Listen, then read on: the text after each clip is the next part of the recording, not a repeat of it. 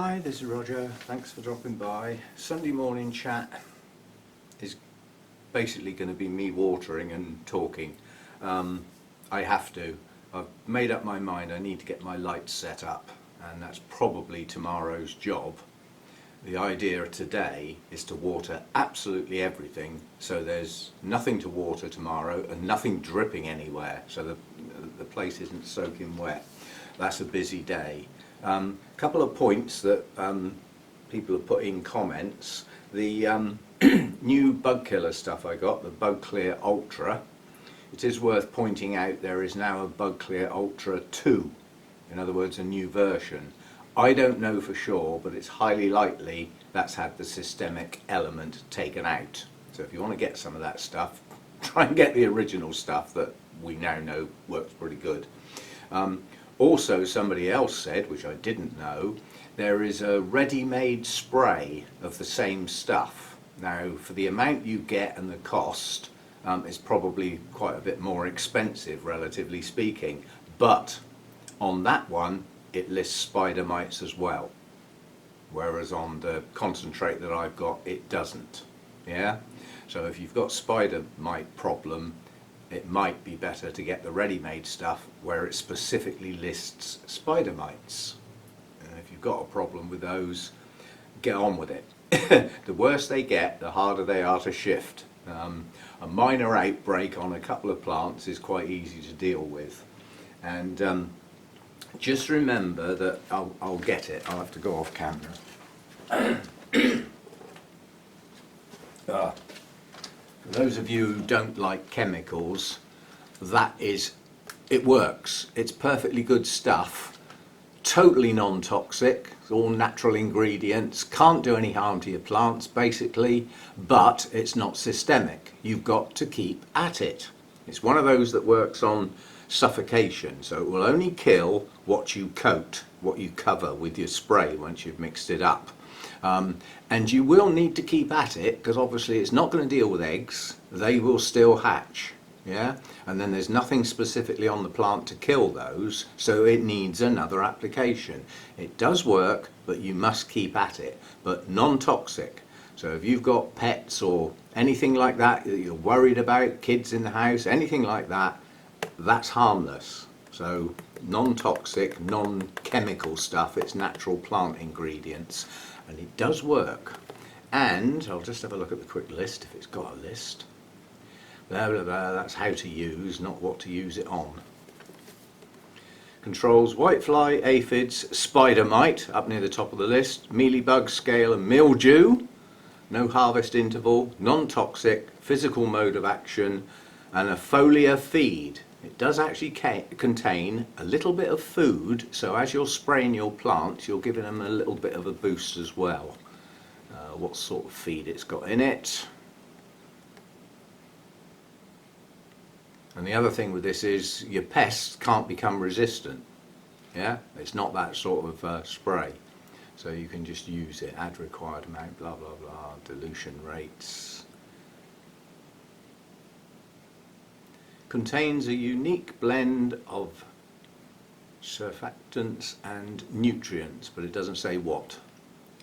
Anyway, I know it works, but you do have to keep at it, and you do have to make sure you soak every bit of the plant, not just the top of the leaves. You need to do the bottom of the leaves, you need to do the canes, base of the plant. You need to give it a good coating. Make sure you get every bit of the plant, and then the contact element of it will work. But you will need to repeat the application. So that's got that out of the way. Right, I need to crack on with the watering. And the camera's going to slow me down because it's in the doorway. Still, we have to live with these things. I'm starting here. Now, somebody's going to ask, so I'll say now, they're getting a low level feed to start with on this lot. And then I've got a huge amount of water mixed up in there. So once I've done this lot, I'll add some more feed to the source in there to bump up the level of feed for the rest of the pots. But I am starting to cut feed down now. We're getting shorter days. We're not getting the heat in here. Things are going to be slowing up a bit. So there's no point in using high levels of feed when things aren't growing as quickly. So let's get going, and we can have a look at these as we go. You'll also probably be interested. Somebody's been a bit slack here. I just had a look at my notes. The last time this lot were watered, apart from a couple like the Draculas that are in the open pots, they need watering more frequently. I have to keep my eye on them or they dry out. But the rest of the normal pots were watered 9 days ago with a sprayer, without taking them out of their pots to see if the water got right down in the pot, whether it was too little, too much.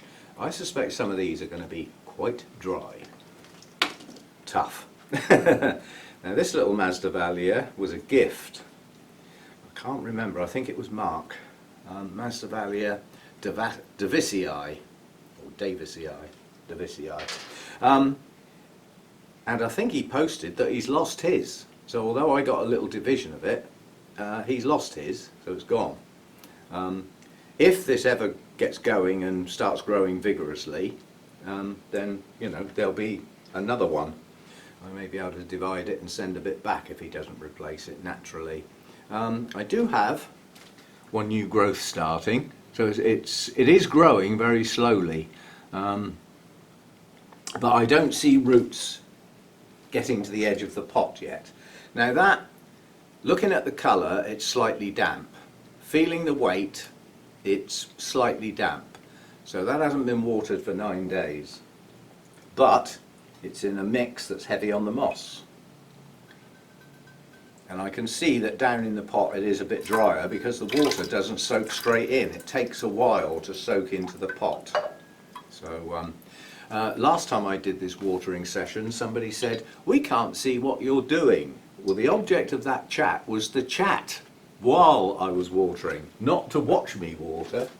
Pouring water in pots is not exactly entertaining, to say the least. Now that's one of the open baskets. This is Masdevallia Copperwing. We saw that a short while ago in the Project Orchids, so we won't stall on that one. This is my only Masdevallia hybrid that's left from what was once quite a lot. This has got quite a good excuse me, this has got some reasonable roots showing on this one, so it's not too bad. And got one leaf gone there. Any others? Oh dear. Just noticed I got a spike. See, now that's the problem with your plants. In this case it's a good thing, but when you don't pick your plants up and you use a sprayer, things can be going on that you miss, like some rot setting in and you've missed it because you didn't handle your plants. Now because last time these were watered with the sprayer, I didn't pick the pot up. So the last time I handled this plant was over a fortnight ago, and in that time it's pushed up a spike. So if this doesn't blast and actually opens, I can go back to my notes where there are 6 Masdevallia hybrids, of which this is one, but I haven't got a clue which one it is. So if that bloom opens, we can delete all the ones that are no longer with me. Cluttering up my notes, making my spreadsheet too big when it doesn't need to be. So now this one is not bone dry, it's dry-ish, but it's not bone dry. So that's not too bad. And we have a Masdevallia bloom to come. We haven't had a Masdevallia bloom for a flipping long time. Somebody actually said in the comments, "Why do you keep them? They don't bloom." And, well, it's a valid comment, really. Now this one is Masdevallia Snowbird, which is a hybrid. And I need to deal with this because it was 2 plants potted into one open basket to see if it would do better. It just wouldn't grow in the bark moss mix. But look, that's not in the moss. It's never going to grow like that. So I'm not going to water that. I'm going to put that to one side and deal with it. It needs planting properly or it's definitely not going to grow, is it? Right, where have we got to now? That's just in normal moss. Even though that leaf looks dead, it's not gone. There's a lot of new growth on this plant. This one's never bloomed for me. This is a cross between Masdevallia Viciana, which is a cold grower, and a Dracula Hawley, so it's a Dracuvalia, I think they're called. But anyway, it's a hybrid. So never grown that well and never bloomed, but there is a lot of new growth coming on here. We've got new growth here, new growth here, another one starting low down, one over here, one over here. So there's quite a lot of new growths coming on it, new leaves. Depends how you want to call them when you get these types of plants. Is it a growth or is it a leaf? Because they're non-branching, you know, and they're just the leaves just, or growths, just grow up from the base of the plant. That's how they work. So no rhizomes or anything, no storage organs, no way to hold water if they get dry. And some of these types, Masdevallias, Draculas, Restrepias, those cooler growers, if they stay dry for any length of time, they lose their roots. They're not meant to be dry ever. Very short period of time doesn't seem to do them any harm as long as it's cool. In the heat, that will be no good. Now this was a gift. This was from Lynn, and this is a Dracuvalia, Aletta Page, and it's growing. That's all I can say with this, is it's growing. I don't know what's going on in the pot because it's in a black pot, but it's growing, so I assume something's going on in the pot. I don't know. Now this isn't dry. This isn't bone dry at all. This has still got moisture in it. But looking at the mix at the top of the pot, this is heavy on the moss, this one. So in a pot, it would stay wet quite a while. And as I said, we just haven't had the heat. It's just not been there lately. I'll go up the back here. Well, this is this Restrepiodes thing. That's still soaking wet. Probably means it was still soaking wet when it was watered last time, and it got even more soaking wet, if there is such a thing. That's just sitting there. That just does nothing. Quite honestly, I'm not fussed either way, whether it grows or not. One day it may start growing a bit. What have we got here then? This is one of Hannah's. When Hannah decided she would try and grow quite a few orchids that she liked, she then realised her environment just won't allow it, basically. I mean, she lives in a flat apartment, as you might call it, in the States, and there's just no moisture in the air, you know, and inability to be able to do that. So when I got this, and there's another one as well that she got at Burnham's because she loved the blooms, when I got them, they were nearly dead. They had no roots. Well, we've recovered them.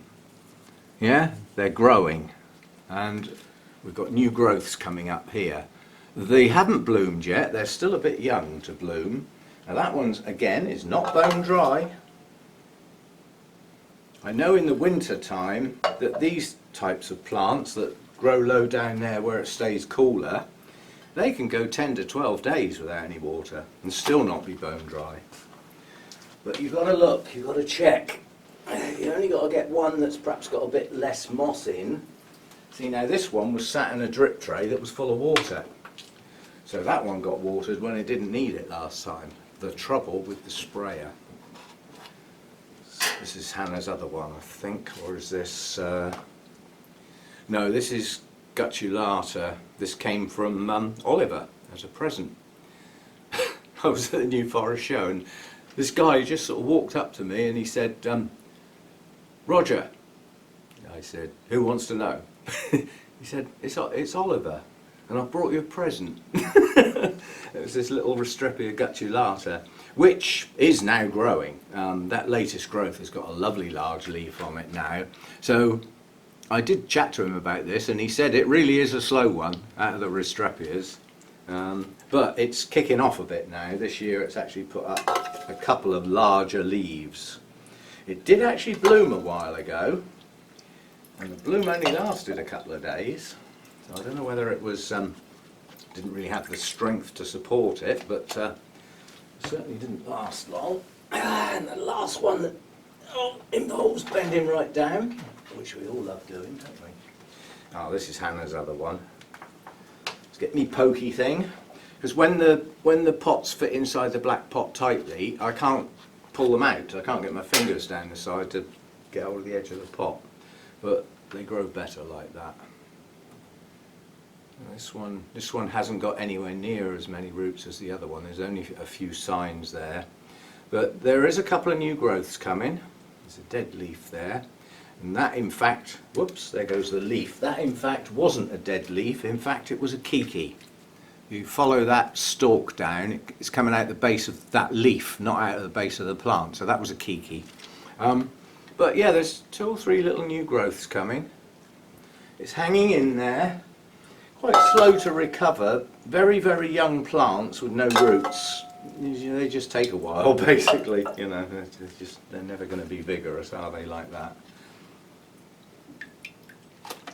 Right, so that's that shelf done. Now we have to put them back so that I've got... So the idea nowadays, I used to put them on the floor before I got this shelving. So bend down, pick plant up, water it, bend down, put it down, bend down, pick up plant, and then at the end, bend down, pick up plant, put it back on the shelf. This gets rid of several bending down bits, which as one gets older, the bending down bit isn't the problem, it's the getting up bit afterwards that becomes the problem. And I still say, use it or lose it. After a day like today, I will probably be a little stiff in the morning, just a little bit. Not enough to worry about, not enough to stop me doing it by any means. But yeah, it will have an effect on me. Now that one I need to keep at the front now because it's got a flower spike on it. So we can, because if I bury it down the back of that shelf, it may even bloom and not even get noticed. So we'll put that one at the front this time.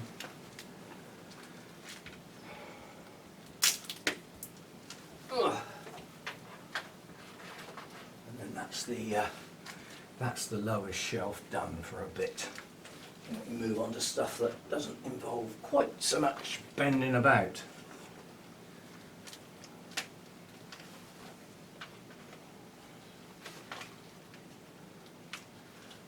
While I'm at it, I went, you saw me use up virtually all of my moss for the Orchis when I remounted those. I've still got some in the garden that the birds haven't pinched, so I've sort of brought some more in. Might be an idea to give that a little bit of food, as I've got a wheat mix on the go at the moment. But yeah, that's a bit that the birds left behind. Right, more water. I've got my clock here, because when I get busy like this, I'm very aware that the time runs on and I'm not conscious of it. Right, now we're getting on to a few strugglers. This is the Miltoniopsis that possibly has a virus. That's just slightly damp at the bottom of the pot. This plant's only hope is that this new growth here, which is growing, actually opens clean leaves. If it does, I'll keep it. If it opens leaves with those marks on, then I'm afraid it'll have to go.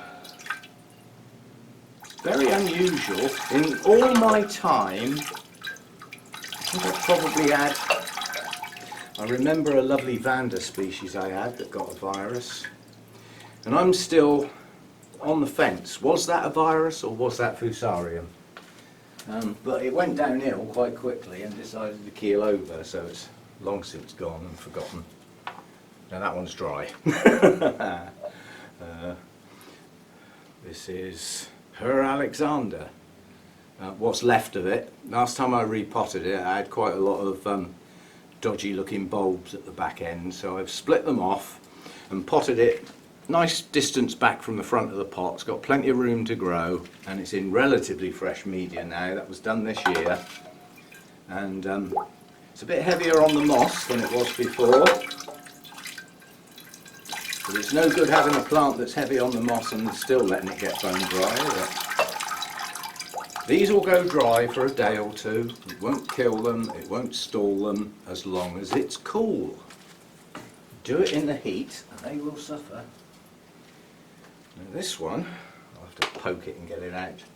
Tiny little pot, this one. This was a piece that broke off of one of the ones I got from the Eric Young Foundation.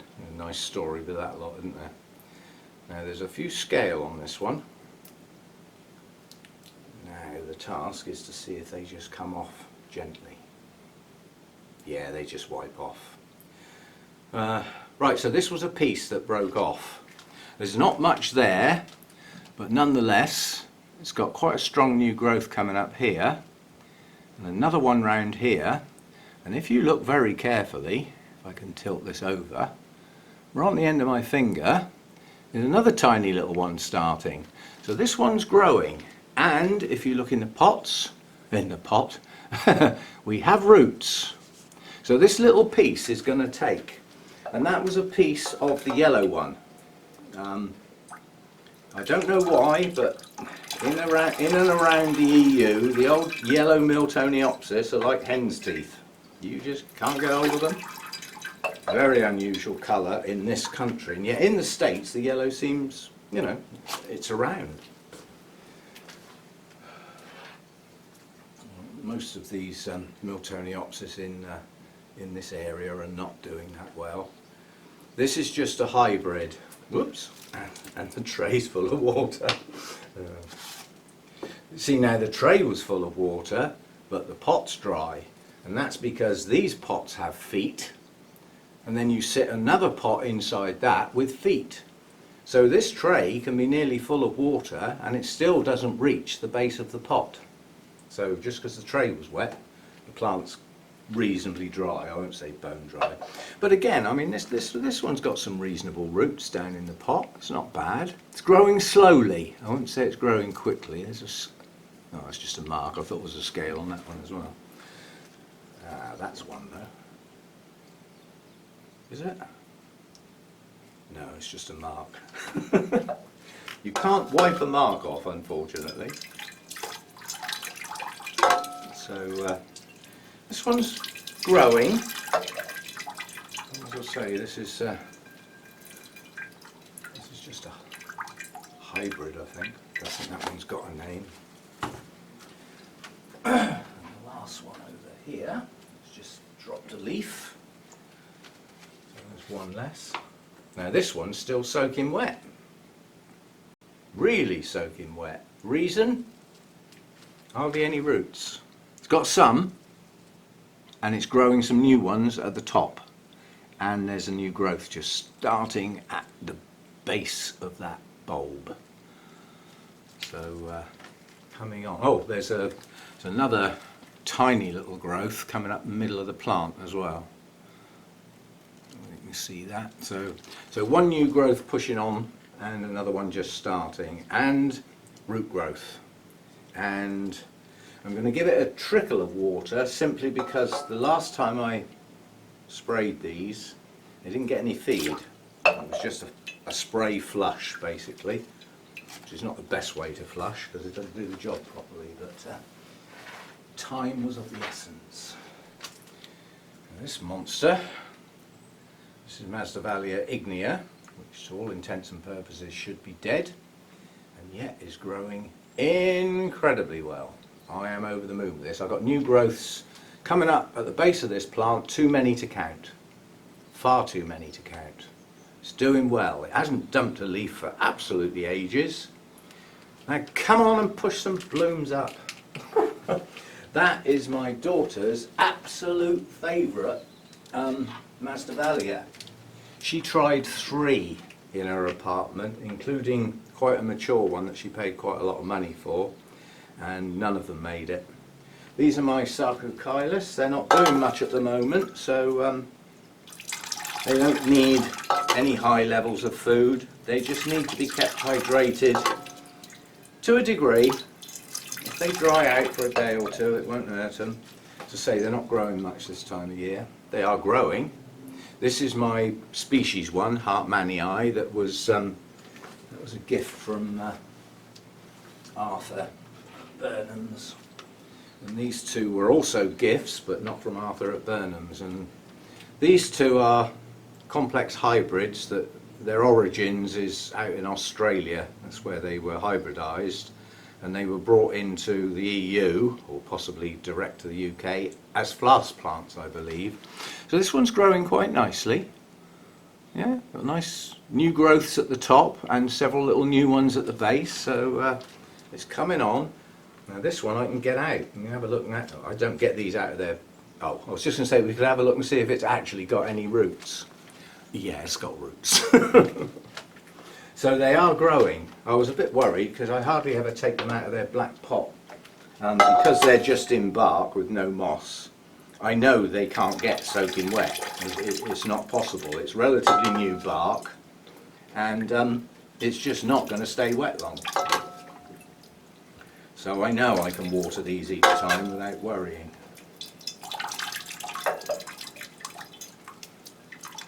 Dribble, dribble, dribble. Some big stuff coming up soon, and that still has to go on the floor. Oh, this one will lift out as well. See if we've got any roots on this one. Yeah, not so good, but there are some roots. There's some roots pushing down from the top down to the bottom, and some going around the bottom of the pot. So not too bad, and it's growing. The little shoots at the base of the plant are pushing on. And the main parts of the plant are still growing new leaves, so it's growing. It's doing okay.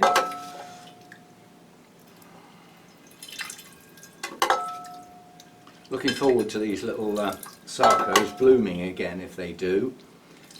Very attractive.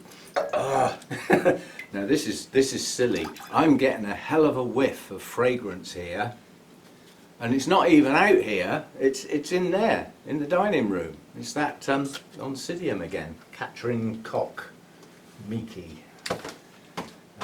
Right, more water. We've got some big stuff coming up. We use it a lot. Ugh. And what have we been doing now? Getting up near the half-hour mark, and I wanted to just get through the rest of these. Now my large Restrepias, I very rarely take out of the pot. I don't need to, I know they've got roots, and I can tell by the weight of that is bone dry. These do use up the water, despite being heavy on the moss. They're just a very large plant, basically.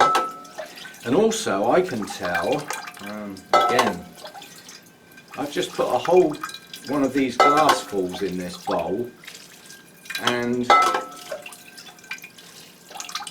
I've watered one plant and half of it's gone.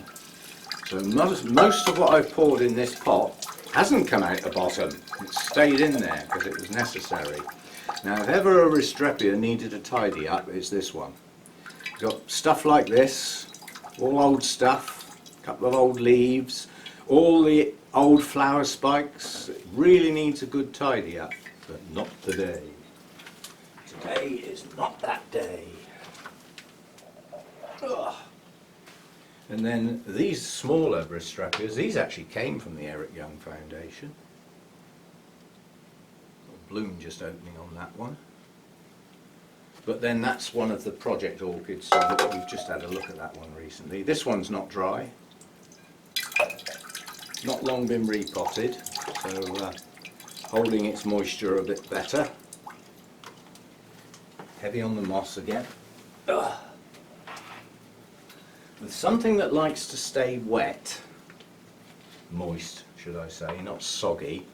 So I've just taken that one out to see what root progress I've got. This didn't have very good roots when I repotted it, but the feathery fine roots are starting to get down in the pot now. So it's coming on. A lot of old tired leaves on this one. A little bloom coming there as well. Another one round. Oh, there's one actually open there. I won't be able to get that close, but yeah, so we've actually got a bloom on that one. That's the other Eric Young Foundation one. And These really don't like to get bone dry. Those tiny little fibrous roots, they can just shrivel. If they're dry and warm, they can shrivel in a day. You really do have to go careful with these. The temperatures I'm getting at the moment, they probably put up with it for a day. But you know, even if you only lose some of your roots, and that glassful's gone now. Even if you only lose some of your roots through carelessness, not keeping up with your watering, they're going to take a while to recover. This is my other big one. This one is going mad. The number of new growths on here is incredible. But again, what a tatty looking plant. This is what happens. You get multiple flower spikes from the same leaf and they die back after the blooms go. And you end up with these like tufty bits sticking out all over the place. And as you can see, there's an awful lot of them on this plant. Needs a real good tidy up. This is having a bit of a flush at the moment. There's quite a few blooms on this one. 1, 2, 3, 4, 5, 6, 7, 8, 9. It's about a dozen blooms on there and still some to come. So this one's coming on. This one is my other largest one. In fact, this is the one I've had the longest, Falkenbergii. That was bought as a young plant at Burnham's. When it was a risk, when I knew, because in those days I used to occasionally buy a plant that I knew nothing about, and that was it. I knew nothing about Ristrepias. I had a chat with Arthur and I said, are these easy to grow? He said, you need to keep the humidity up. They do not like dry air under any circumstances, but if you can get them comfortable, they will grow and bloom. If they're not happy, they will just stall. And he said, if they are over the moon in their environment, they'll grow like a weed. So this one's about halfway between comfortable and growing like a weed. It probably wasn't happy in the summer though. And again, this got repotted. I think it got done at the beginning of the year. But, again, that's holding a fair bit of water, so the pot was probably quite dry.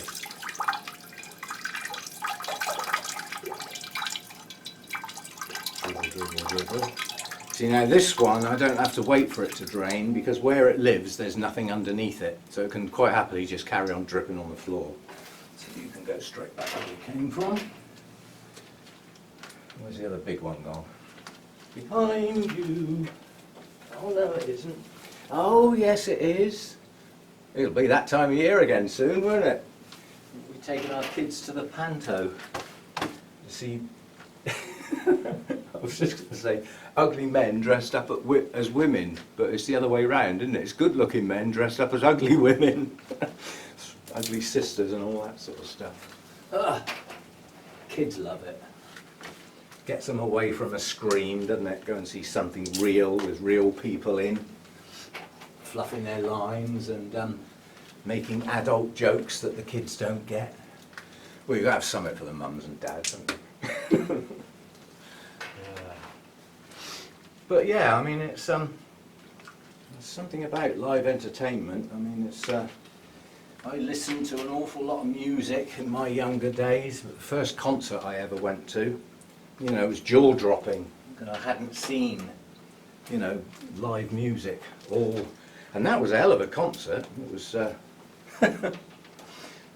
top of the bill was Hendrix, Pink Floyd were on the bill, Heir Apparent, The Move, remember them? They were all on the same bill, you know. I mean, you don't get that number of top bands on the same bill anymore. Now, where's my dodgy one? That has to go at the front so that it doesn't touch anything else. As I say, I'm still not confident it is actually a virus, but it's better to be safe, isn't it? So although it lives on the same shelf as the others, it doesn't touch anything. The leaves are positioned in a place where they just fit in the gaps, basically, and touch nothing. It has its own little gap at the front there. Right, last bit for today. Mr. Slows. Now, this might seem odd, but the water I've got left now gets dumped. And there's a good reason for that. A lot of what I've been watering has moss in it.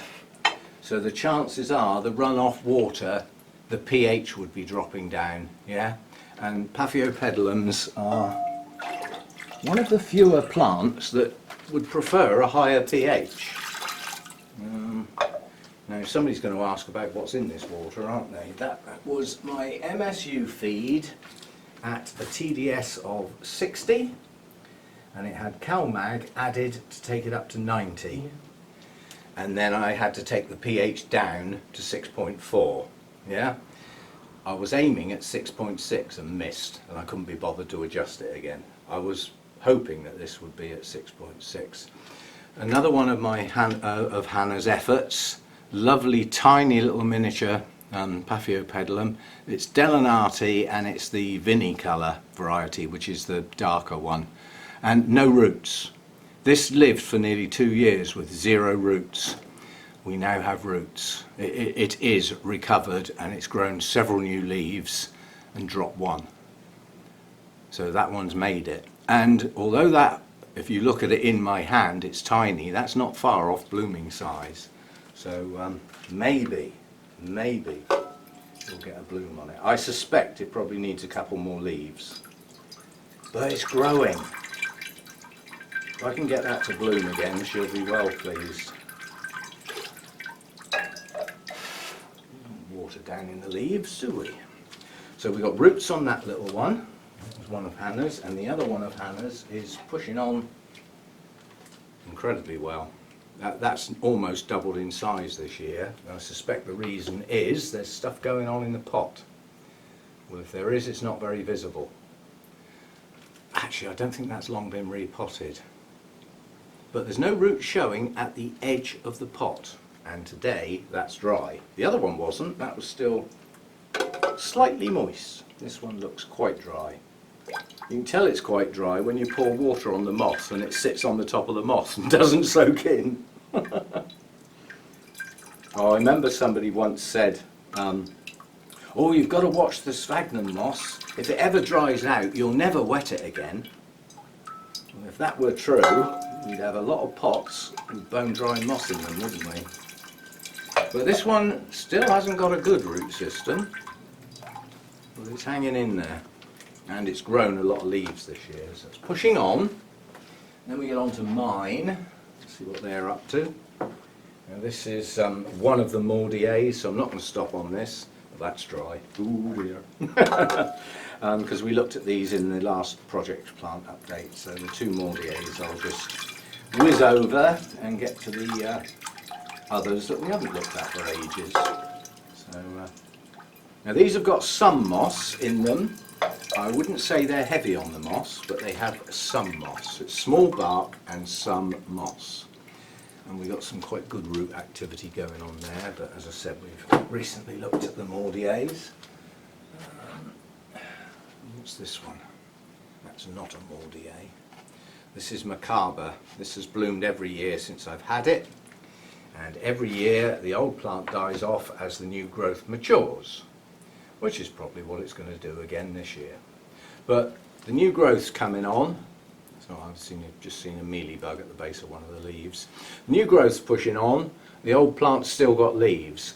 This one got some of that orange, stainy looking problem on it, and it stopped dead.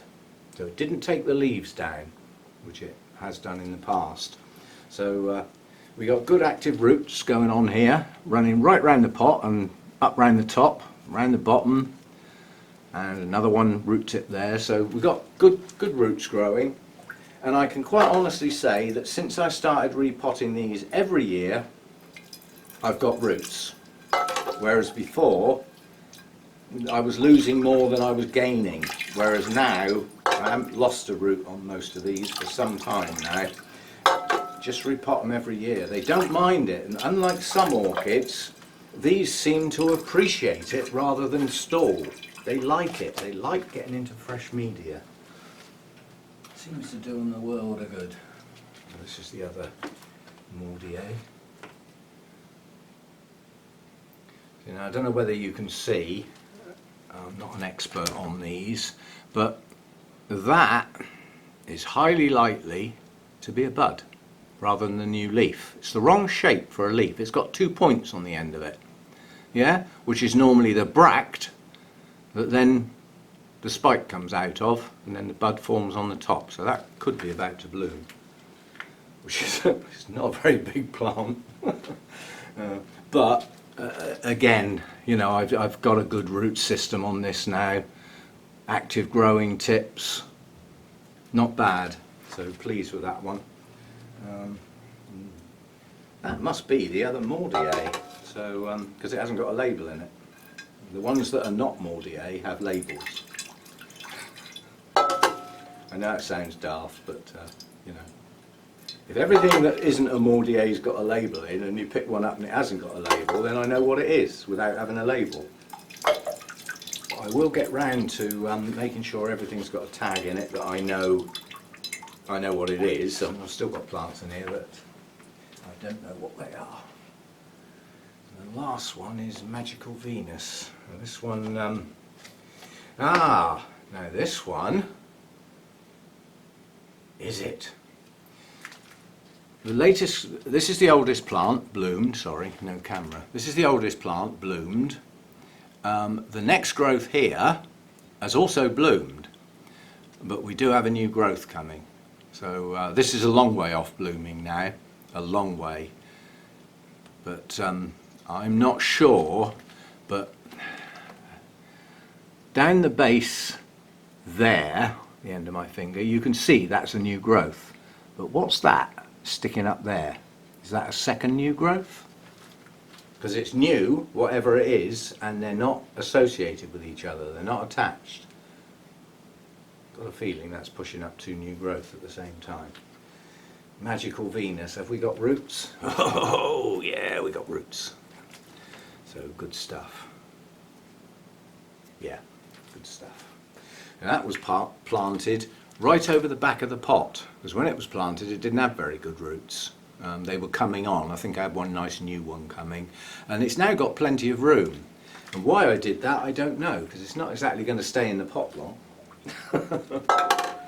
Right, this will be the last one for now, and then I say the ordinary pots, I'll go back to my water, have a look in my notes and see what they got last time and adjust accordingly. Knowing that there's a bit of CalMag in there, but given the volume of water, it's not much. The TDS level needs to be watched with things like CalMag and magnesium sulfate, the Epsom salts, because too much magnesium in a mix can cause a problem. It can cause some of the other elements to lock out, basically. So you need to watch your percentages.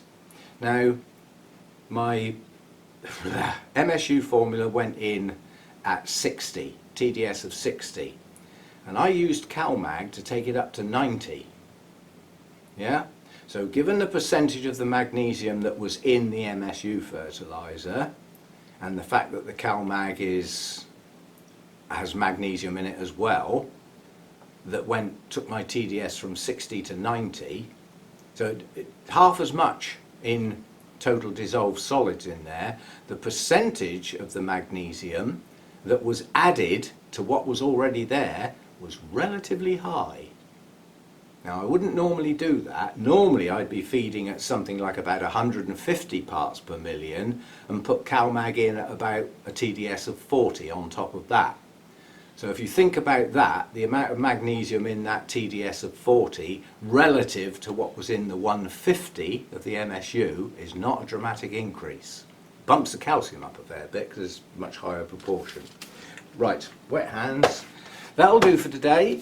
Say a bit of a mix, and that's all the cooler growers done. Now I can go and see how much water I've got left, which is quite a bit. Oh, we've missed some. And that's because they're in a different place. Oh dear. I knocked a pot over the other day and I'm finding bits of bark in places where I don't want them, like right down where a new growth is. Problem is, if that little bit of bark gets wet, I'll do it in a minute. I need to get my pliers and gently pull that piece of bark out. It's right down in that new growth. Now these are the Eric Young Foundation ones. They're recovering quite nicely. We've got quite a lot of active growth going on here, and the new growths are strong. These are lovely strong new growths. This one's got 2 strong new growths coming on it, with a new root system being developed. So this is the rest of the yellow one that there was a little piece we looked at earlier. Now this is quite wet, but as I said last time, it didn't get any food at all. So I'm just going to trickle a bit in just to make sure it's got a little bit of food without absolutely soaking it. A trickle water. I'll have to go on the floor. There's got no room on the table. Next one. How you doing? That one's still quite wet as well. But again, we've got a nice root system developing. Nice strong growth coming up here. Another pretty strong growth coming up here that has a sheath around the base of it, which I'm just going to pull off. Reason being, on these, if the sheath at the base of a new growth hardens, which in its natural environment would never happen. These are montane forest growers, they're constantly in mist and fog. So the sheaths would never get woody. But if they do in your environment, the roots will come out the top of the sheath and then they don't get in the pot. You've just wasted a root system. So as you can see on this one, I've taken the sheaths off, the roots are going downwards. And that's got a nice root system now. So I think one of these was a 4N. And somebody actually sent me an email and said, what does that mean? It's to do with chromosomes and stuff. But in simple terms, I'm not going to get... I've never even bothered looking that up seriously, if you know what I mean. Basically, it just means it's going to be a much bigger, stronger plant than those that aren't. But you will find plants with 3N, 4N. Don't think you can get 5. And it's just to do with the sort of chromosome type things, I believe. I don't need a big technical explanation. If it's got that in the name, one would expect it to possibly grow faster, more vigorous, have better root systems, and possibly produce more and larger blooms on the spikes. So they are worth, if you see them, they're worth getting because they are overall a better version. That one hasn't got quite such good roots, but we do have new growth, any more? Well, actually there's one coming up the middle there as well. Although, I was just going to say, although the leaf in the centre's gone, but it was a dead leaf dropped down from a dendrobium up above. Again, that one's quite moist, but it hasn't had any food for 2 weeks. So all I'm doing is pouring the water where the roots are. So that's the only bit. The rest of the pot can just stay as it is because it's still quite moist. Right, that is the lot now at that level of feed. I've still got some cooler growers in the Oncidium range, my Coelogenes, but they're not low feeders like these are. So I need to change my water now. So that'll do for today. I'll get all these back, and this is a special time now. It comes up quite frequently in the mornings and then just sort of stops. It's called coffee time. Anyway, thanks for dropping by. Probably gone on far too long now. Yes, I have. And I'll see you next time. But see, I get a lot of people that actually say, we like the long chats. You know, we get some that say, I gave up after halfway. Well, like I've always said, watching is not compulsory. And if you don't particularly like a video, well, you're not obliged to watch it. I'm sure some people like a few, not all. Some people probably watch all. Some people watch one and never watch another one. Yes, it takes all sorts. And there's no obligation to watch any of them. I just like it when you do. And I love the comments. So, see you next time. Thanks for dropping by. I've still got a lot to do. The rest of this is going to be a hell of a lot faster than this because I haven't got to stop and chat about stuff. So, see you next time. Bye for now.